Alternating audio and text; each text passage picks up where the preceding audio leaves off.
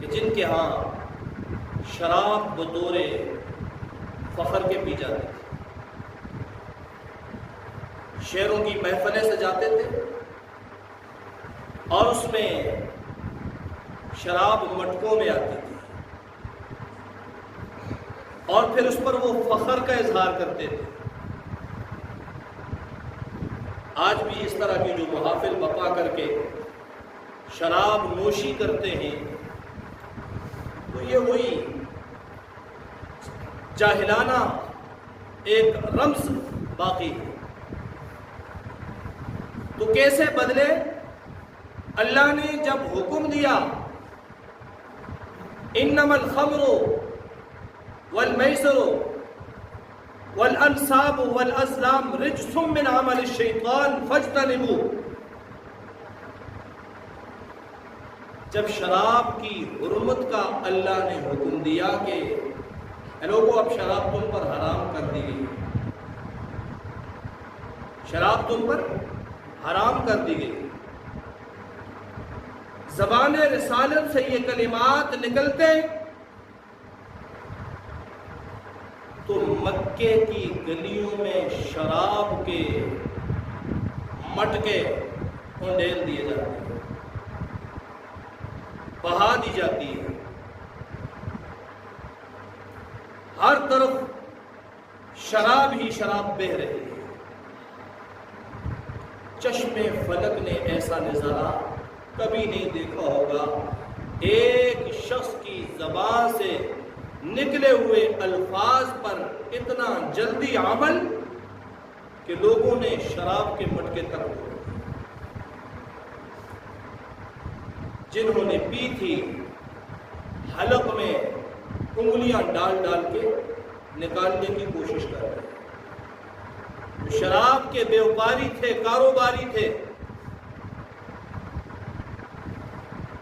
دفعتاً سب کا سب مٹی میں ملا دیا۔ کیوں؟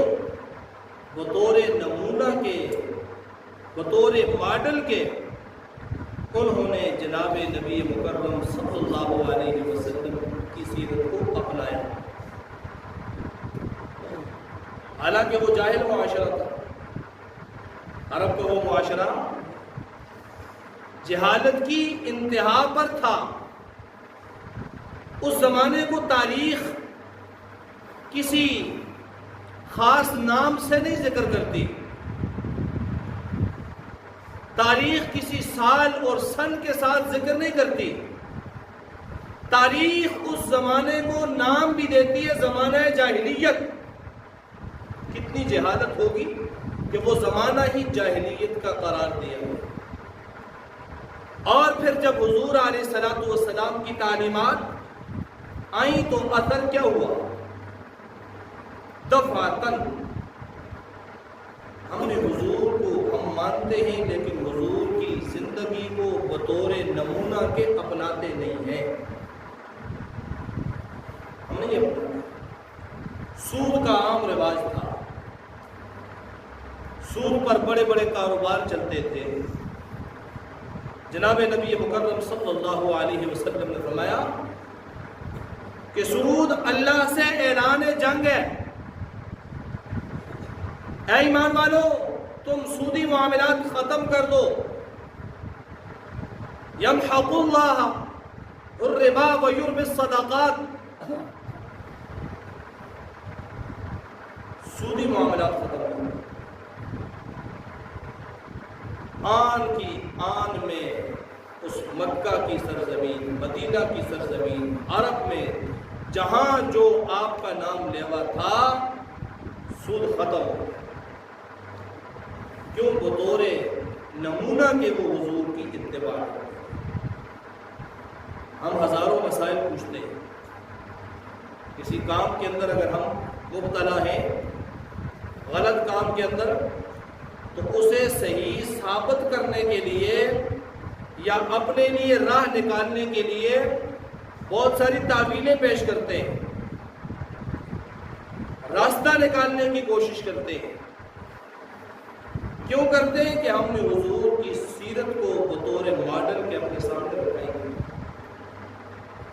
حالانکہ یہ زمانہ جہالت کا نہیں ہے، علم کی ترقی کا زمانہ ہے، شعور کی عروج کا زمانہ ہے۔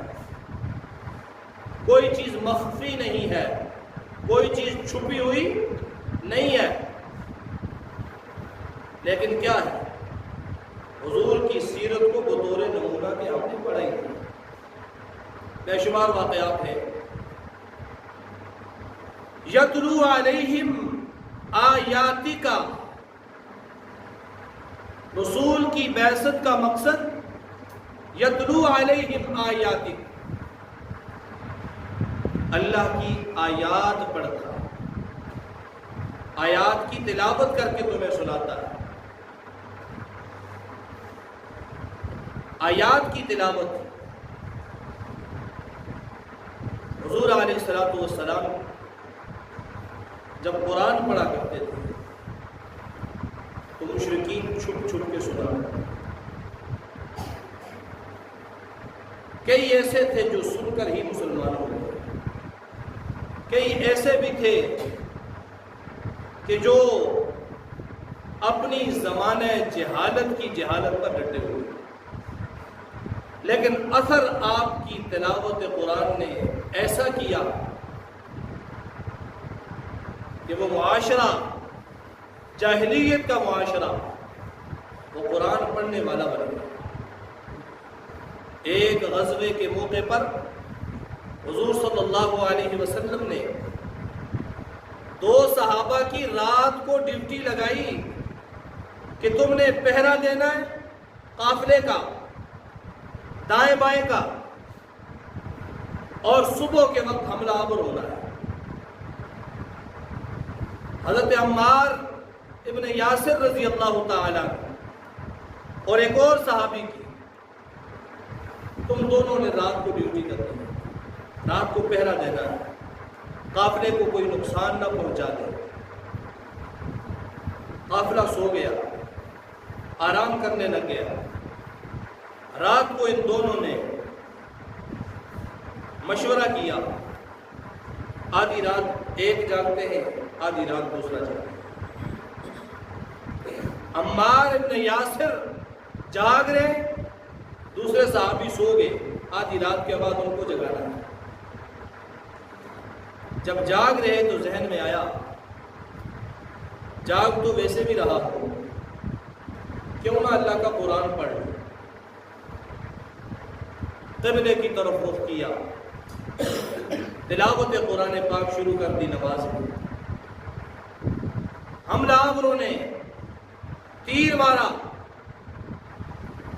ذرا بھی حرکت نہیں دی، دوسرا تیر، تیسرا تیر، اور جب دوسرے ساتھی کی آنکھ کھلی، وہ آئے تو حالات دیکھے، کہا عمار بتا کیوں نہیں دیا تھا، جگا کیوں نہیں دیا تھا۔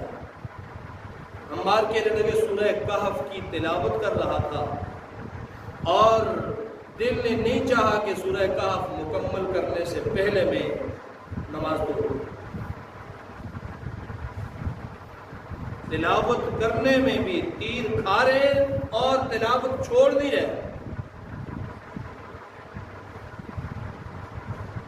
وہ مزہ، وہ حلاوت تلاوت کی انہوں نے پائی تھی۔ ہمارے ہاں اگر ایک رکعت بھی لمبی ہو جائے تو مسئلہ بن جاتا ہے۔ اور دوسری چیز وَيُعَلِّمُهُمُ الْكِتَابَ، تبدیلی کی دوسری چیز، عرب معاشرے کو تبدیل کرنے کا جو دوسرا نقطہ تھا، تعلیم کتاب۔ تعلیم تو ہے ہی قرآن کی، تعلیم تو ہے ہی دین کی۔ تعلیم کی جو تعریف ہے وہ یہ ہے کہ جس کے ساتھ اللہ کی معرفت ہو۔ پہلی وہی آئی، اقرا، پڑھیے، کیا پڑھیے؟ بسم ربک الذی خلق۔ پڑھائی کون سی ہے؟ جو رب کی معرفت دے، پیدا کرنے والے کی۔ خلق الانسان من علق اقرا وربک الاکرم۔ پڑھائی اور تعلیم اسے کہا جاتا ہے جو رب کی معرفت دے، جو رب کی پہچان دے۔ یہ جسے ہم لے کر بیٹھے ہیں، یہ ہماری تعلیم ہے، یہ کوئی تعلیم نہیں ہے، یہ ایک ہنر ہے، یہ تعلیم نہیں ہے۔ یہ جتنی ڈگریاں حاصل کرتے ہیں، یہ ایک زندگی آسان کرنے کا ہنر ہے۔ ورنہ جب نہ میڈیکل سائنس ہوتی تھی، نہ انجینئرنگ سائنس ہوتی تھی، نہ کوئی اور تعلیم ہوتی تھی، کیا اس وقت لوگ کھاتے پیتے نہیں تھے؟ وہ گھر نہیں بناتے تھے، وہ سواری نہیں کرتے تھے، سب کچھ یوں ہی چل رہا تھا، سب لوگوں کی زندگیاں چل رہی تھی۔ زندگی گزارنے کے لیے جو سیکھا جاتا ہے وہ زندگی گزارنے کا ہنر ہے، اور وہ اللہ نے ہر چیز کو دیا۔ شہد کی مکھی کے چھتے جیسا چھتا کوئی بنا کر دکھا دے، کیسا متوازن، کیسا بہترین، کیسے مسدس خانوں والا، وہ اپنے لیے گھر بناتی ہے۔ کہاں تعلیم حاصل کی ہے اس نے؟ کون سے کالج میں وہ شہد کی مکھی پڑی ہے؟ پرندوں کو دیکھ لیں، اونچی اونچی شاخوں پر، ٹہنیوں پر، کتنی مہارت سے وہ گھونسلہ بنا دیتے ہیں۔ یہ چیزیں ضرورت کی ہیں، اور ضرورت جہاں ہو وہاں ایجاد ہو جاتی ہے۔ انسان کی اپنی ذات کے لیے جہاں جہاں وہ ضرورت محسوس جس چیز کی کرے گا، اس چیز کو وہ حاصل کر لے گا، کیونکہ اللہ نے دیا ہے نا دماغ، ذہن۔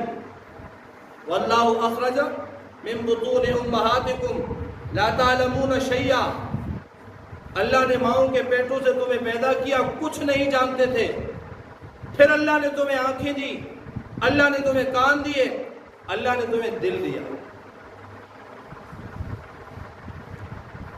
تو ان سے انسان اپنی ضروریات پوری کر لیتا ہے۔ یہ علم نہیں ہے، یہ ہنر ہے۔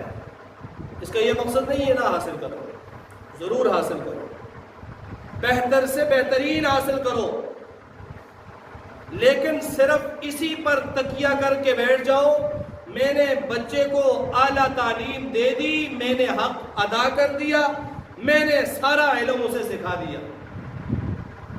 یہ تکیہ کرنا غلط ہے۔ یہاں سے خود بری الذمہ ہونا، میں نے اولاد کا تعلیم کا حق پورا کر دیا ہے، یہ ذہن غلط ہے۔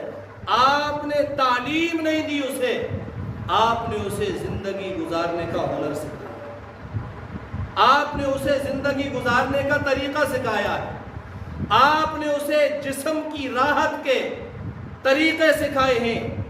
وہ جو تعلیم ہے جس کے ساتھ روح کی تربیت ہوتی ہے، جس کے ساتھ روح کو سکون ملتا ہے، اصل تعلیم وہ ہے جو آپ نے نہیں سکھائی۔ وَيُعَلِّمُهُمُ الْكِتَابَ، اس نبی کی بعثت کا دوسرا مقصد کیا ہے؟ تعلیم کتاب۔ قرآن اگر آپ سکھاتے ہیں، اللہ کی معرفت سکھاتے ہیں، تو اسے کہیں گے تعلیم، اور اس کی طرف ہماری کتنی توجہ ہے، کتنا سیکھتے ہیں، وہ ہم میں سے کسی سے مخفی نہیں ہے، یا اس کی کتنی اہمیت ہمارے دلوں میں ہے، وہ ہم سب جانتے ہیں کہ کتنی اہمیت ہے۔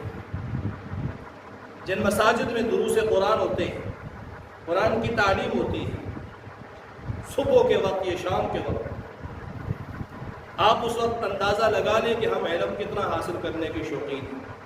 وہ قرآن سننے کے لیے کتنے بیٹھتے ہیں اور اٹھ کر نکلنے والے کتنے ہوتے ہیں۔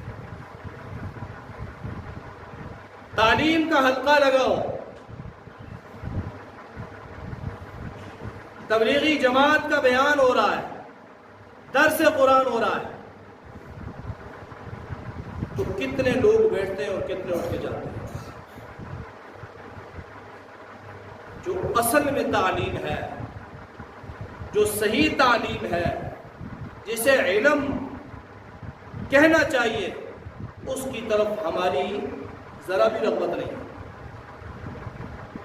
ہم دنیاوی تعلیم کے لیے کیا سے کیا نہیں کرتے، اچھے سے اچھا سکول ہو، سارے کاموں سے فارغ کر کے واپس بھی آ جائے، پھر بھی ٹیوشن ہو، رات کو پھر سامنے بٹھا کر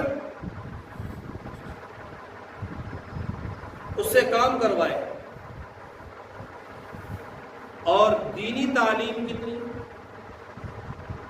1 گھنٹے کے لیے بھیج دیں، دن چھوٹے ہو گئے، سکول کی ٹیوشن کا وقت ہے، سپارہ مؤخر، قرآن مؤخر، بچے کا مسجد میں آنا مؤخر۔ گویا یہ اضافی اور فالتو چیز ہم نے سمجھی ہے، اور اصل میں یہ جو بیماری ہے یہ کہاں سے پیدا ہوئی؟ یہ بیماری پیدا ہوتی ہے کس سے؟ انسان جس چیز کے ساتھ محبت کرتا ہے اس کی توقیر بھی کرتا ہے، تعظیم بھی۔ جس چیز کی آپ کے دل میں محبت ہے اس کے حصول کے جتنے لوازمات ہیں وہ آپ کو محبوب ہیں۔ دنیا سے محبت ہے، وَإِنَّهُ لِحُبِّ الْخَيْرِ لَشَدِيدٌ۔ یہ انسان دنیا سے شدید محبت کرتا ہے، تو دنیا سے محبت ہے، پھر دنیا کو حاصل کرنے کے جتنے ذرائع ہیں ہر سے محبت ہے۔ زمین سے محبت ہے، جائیداد سے محبت ہے، تو پھر جس دن پٹواری آنا ہو، گرداور اور تحصیلدار آنا ہو، بہت ضروری ہی کام کیوں نہ ہو، اس سے وقت نہیں پوچھتے کس وقت آئے گا، اس کا انتظار ہو رہا ہے۔ 1 بھی نہیں، 2 بھی نہیں، پورے کا پورا علاقہ اکٹھا ہوتا ہے۔ کیوں اکٹھا ہوتا ہے؟ محبت ہے دنیا کی، محبت ہے زمین کی۔ پھر اس کے کہنے کے بغیر ہی ہر آدمی اپنے گھر کے اندر انتظام کر کے جائے گا، کوشش ہوگی یہ میرے گھر میں آ جائے، کھانا کھا لے میرے پاس، میرے گھر میں آ جائے۔ کیوں ہے ایسا؟ دنیا کی محبت ہے، تو دنیا کی محبت نے ان تمام ذرائع کی محبت دل میں ڈال دی جو دنیا کے حصول میں معین و مددگار ہے۔ اب دیکھیں نا پھر دین کی کتنی محبت ہے۔ اگر دین کی محبت ہو تو پھر قرآن سے بھی محبت ہے، پھر دینی تعلیم سے بھی محبت ہو، پھر نماز سے بھی محبت ہو، پھر استاد سے بھی محبت ہو، پھر دینی مسائل سے بھی محبت ہو۔ اللہ کیا وَيُعَلِّمُهُمُ الْكِتَابَ، میرے نبی نے تعلیم کتاب کے ساتھ معاشرے کو بدلا، معاشرے کو چینج کیا، جاہل معاشرے کو خیر القرون کا لقب دیا۔ کیا فرمایا حدیث میں؟ خیر القرون قرنی، خیر القرون قرنی۔ وہی جو جہالت کا معاشرہ تھا، میرے نبی تعلیم کتاب کے ساتھ تبدیل کرنے کے بعد فرماتے سب زمانوں میں سے بہترین زمانہ کون سا ہے بھائی؟ میرا زمانہ۔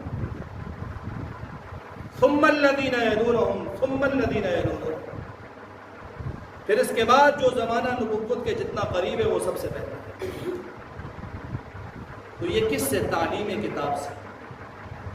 اور یہ تعلیم کتاب جب تک ہماری زندگیوں میں نہیں ہے، ہم اپنے آپ کو دھوکہ دے سکتے ہیں،